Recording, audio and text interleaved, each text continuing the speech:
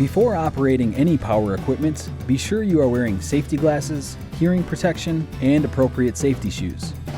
Clear the area of any debris and mark all obstacles.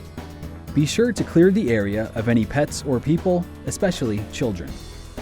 When you're ready to start the engine, open the fuel valve, close the choke, and turn the ignition switch clockwise. Then pull the pull cord towards your body until the engine starts.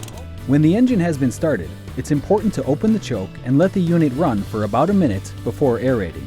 Before you begin aerating, make sure to adjust the throttle lever to your desired speed. When ready to aerate, push the transport lift handle down towards the unit to lower the tines. Push down on the handle to raise the front of the unit and engage the tines by pushing the clutch control handle.